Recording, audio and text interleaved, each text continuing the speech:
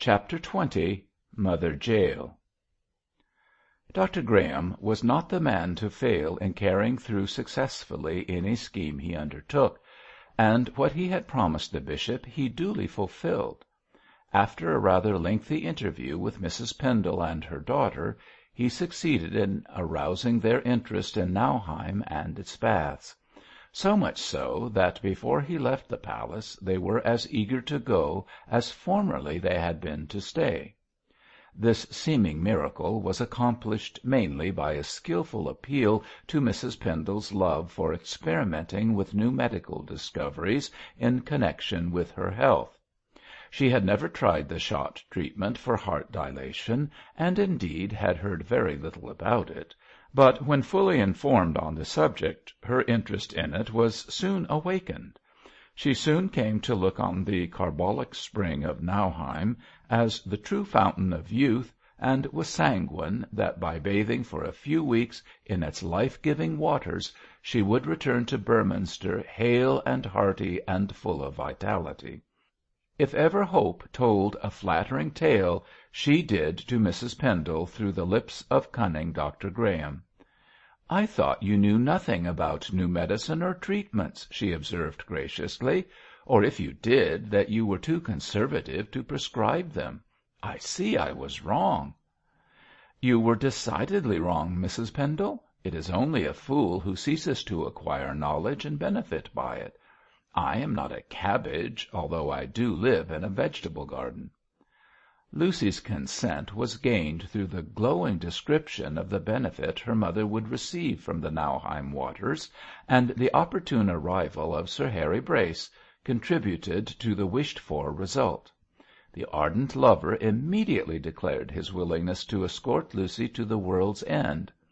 Wherever Lucy was, the Garden of Eden blossomed, and while Mrs Pendle was being pickled and massaged and put to bed for recuperative slumbers, he hoped to have his future wife all to himself. In her sweet company even the dull little German watering place would prove a paradise. Cupid is the sole miracle worker in these days of scepticism. "It is all right, Bishop," said the victorious doctor. "The ladies will be off, with Brace in attendance, as soon as they can pack up a waggon load of feminine frippery." "I am sincerely glad to hear it," said Dr Pendle, and heaved a sigh of relief, which made Graham wag his head and put in a word of advice. "You must take a trip yourself, my lord," he said decisively. "Nothing like change for mental worry. Go to Bath or Putney or Jericho, Bishop. Travel is your anodyne." "I cannot leave Beorminster just now, Graham. When I can, I shall take your advice." The doctor shrugged his shoulders and walked towards the door.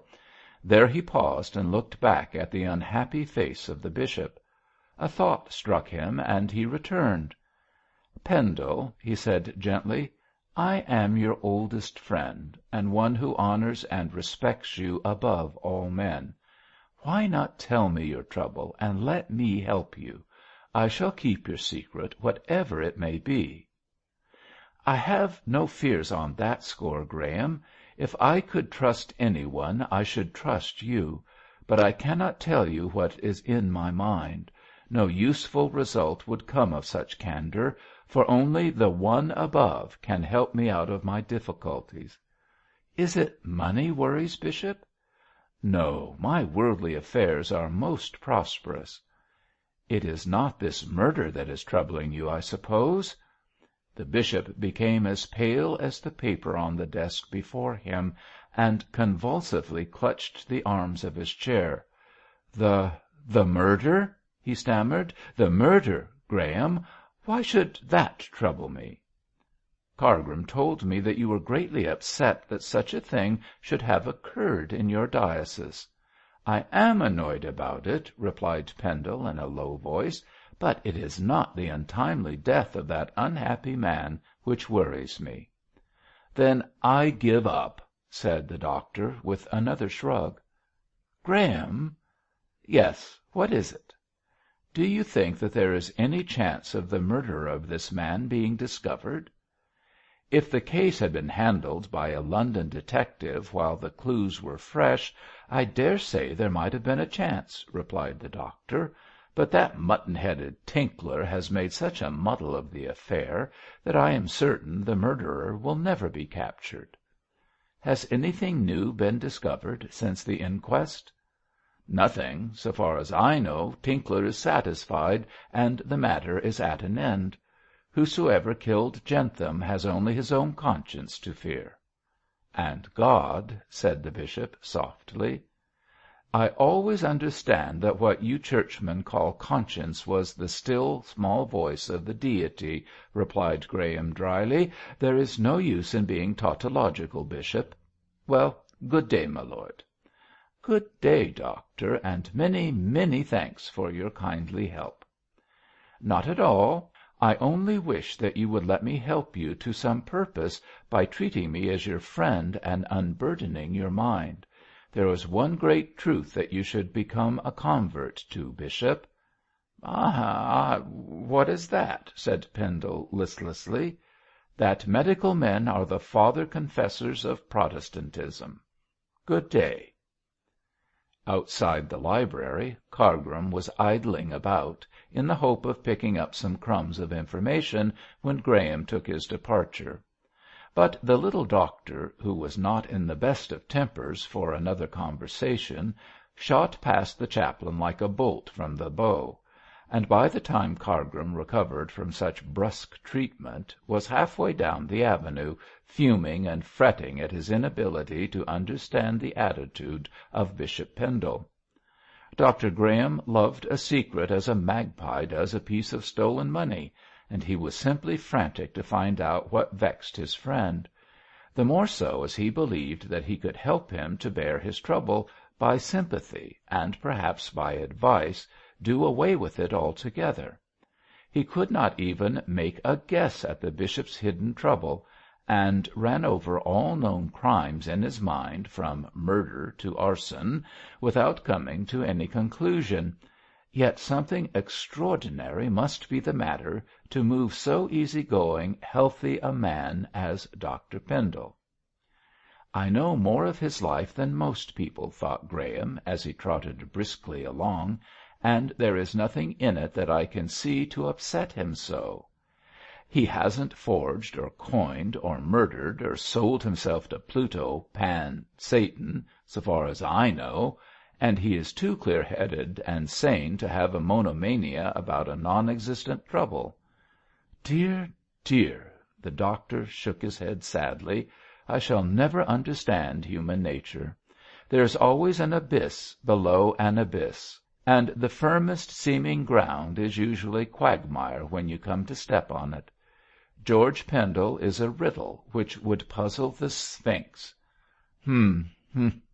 Another fabulous beast. Well, well, I can only wait and watch until I discover the truth, and then, well, what then? Why, nothing." And Graham, having talked himself into a cul-de-sac of thought, shook his head furiously and strove to dismiss the matter from his too inquisitive mind. But not all his philosophy and will could accomplish the impossible. "We are a finite lot of fools," said he, "and when we think we know most, we know least.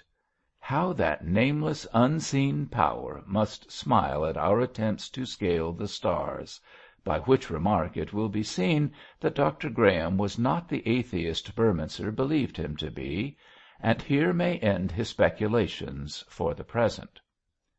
Shortly Mrs. Pendle and Lucy began to pack a vast number of boxes, with garments needful and ornamental, and sufficient in quantity to last them for at least 12 months. It is true that they intended to remain away only 8 weeks, but the preparations for departure were worthy of the starting out of a crusade. They must take this, they could certainly not leave that. Warm dresses were needed for possible cold weather. Cool frocks were requisite for probable hot days. They must have smart dresses, as they would, no doubt, go out a great deal, and 3 or 4 tea gowns each, as they might stay indoors altogether. In short, their stock of millinery would have clothed at least half a dozen women, although both ladies protested plaintively that they had absolutely nothing to wear, and that it would be necessary to go shopping in London for a few days, if only to make themselves look presentable. Harry Brace, the thoughtless bachelor, was struck dumb when he saw the immense quantity of luggage which went off in and on a bus to the railway station in the charge of a nurse and a lady's maid. "Oh, Lord!" said he, aghast. "Are we starting out on an African expedition, Lucy?" "Well, I'm sure, Harry, mamma and I are only taking what is absolutely necessary. Other women would take twice as much." "Wait until you and Lucy leave for your honeymoon, Brace," said the bishop, with a smile at his prospective son-in-law's long face. "She will be one of the other women then." "In that case," said Harry, a trifle grimly, "Lucy will have to decide if I am to go as a bridegroom or a luggage agent." Of course all Beorminster knew that Mrs. Pendle was going to Nauheim for the treatment, and of course all Beorminster, that is, the feminine portion of it, came to take tender farewells of the travellers. Every day up to the moment of departure Mrs. Pendle's drawing-room was crowded with ladies, all relating their experiences of English and continental travelling. Lucy took leave of at least a dozen dear friends, and from the way in which Mrs. Pendle was lamented over, and blessed, and warned, and advised by the wives of the inferior clergy, one would have thought that her destination was the moon, and that she would never get back again. Altogether, the palace was no home for a quiet prelate in those days. At the last moment Mrs. Pendle found that she would be wretched if her bishop did not accompany her some way on the journey. So Dr. Pendle went with the travellers to London, and spent a pleasant day or so, being hurried about from shop to shop. If he had not been the most angelic bishop in England, he would have revolted; but as he was anxious that his wife should have no cause of complaint, he exhausted himself with the utmost amiability. But the longest lane has a turning, and the day came when Mrs. Pendle and Lucy, attended by the dazed Harry, left for Nauheim via Queensborough, Flushing, and Cologne. Mrs. Pendle declared, as the train moved away, that she was thoroughly exhausted, which statement the bishop quite believed. His wonder was that she and Lucy were not dead and buried. On returning to the empty palace, Bishop Pendle settled himself down for a long rest. Remembering Graham's hint, he saw as little of Cargrim as was compatible with the relationship of business. The chaplain noted that he was being avoided, and, guessing that some one had placed Dr. Pendle on his guard against him, became more secretive and watchful than ever. But in spite of all his spying, he met with little success. For although the bishop still continued weary-eyed and worried-looking, he went about his work with more zest than usual. Indeed, he attended so closely to the duties of his position that Cargrim fancied he was trying to forget his wickedness by distracting his mind. But, as usual, the chaplain had no tangible reason for this belief. And about this time, when most industrious, the bishop began to be haunted, not by a ghost, which would have been bearable, as ghosts appear usually only in the night-time, but by a queer little old woman in a red cloak, who supported herself with a crutch, and looked like a wicked fairy. This, as the bishop ascertained by a casual question, was Mother Jael, the gipsy friend of Jentham, and the knowledge of her identity did not make him the easier in his mind. He could not conceive what she meant by her constant attendance on him, and but that he believed in the wisdom of letting sleeping dogs lie, he would have resented her pertinacity. The sight of her became almost insupportable.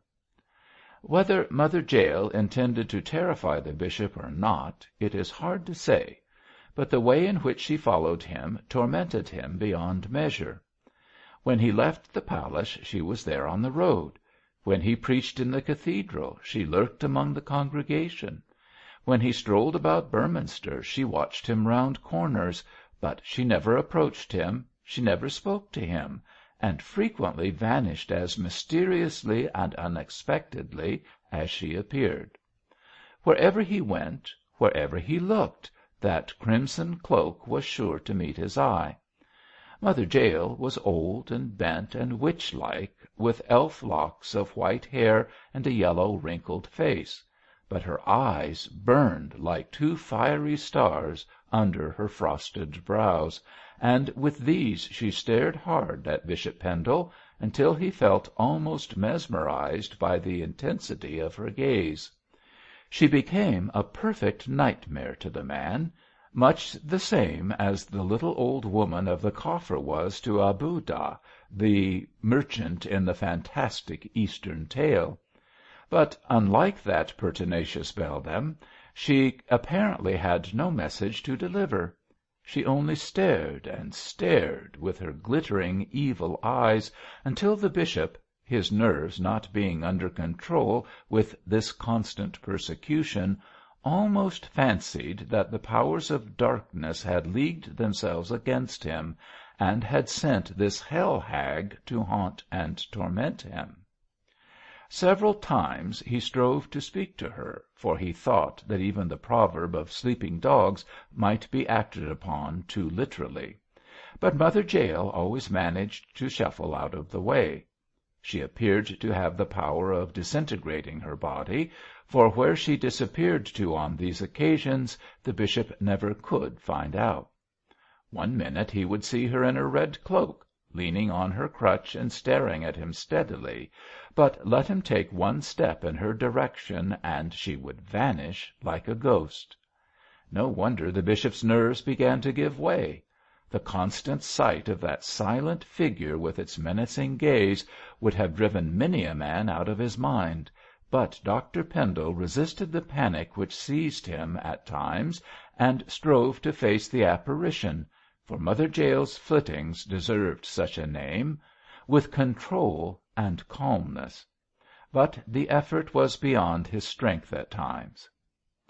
As the weeks went by, Cargrim also began to notice the persecution of Mother Jael, and connecting her with Jentham, and Jentham with the bishop, he began to wonder if she knew the truth about the murder. It was not improbable, he thought, that she might be possessed of more important knowledge than she had imparted to the police, and a single word from her might bring home the crime to the bishop. If he was innocent, why did she haunt him? But again, if he was guilty, why did she avoid him?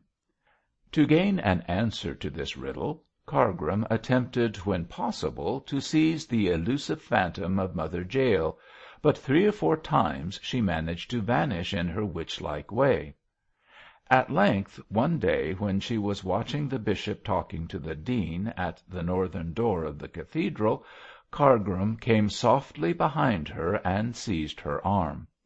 Mother Jael turned with a squeak like a trapped rabbit. "Why do you watch the bishop?" asked Cargrim sharply. "Bless you, lovey, I don't watch him," whined Mother Jael, cringing. "Nonsense. I've seen you look at him several times." "There ain't no harm in that, my lamb. They do say as a cat can look at a queen, and why not a poor gipsy at a noble bishop? I say, dearie," she added in a hoarse whisper, "what's his first name?" "The bishop's first name? George. Why do you want to know?" "George," pondered Mother Jael, taking no notice of the question. "I allays thought the sojer was George." "He is George, too, called after his father. Answer me, why do you want to know the bishop's name? And why do you watch him?" "Ah, my noble Gorgio, that's tellings."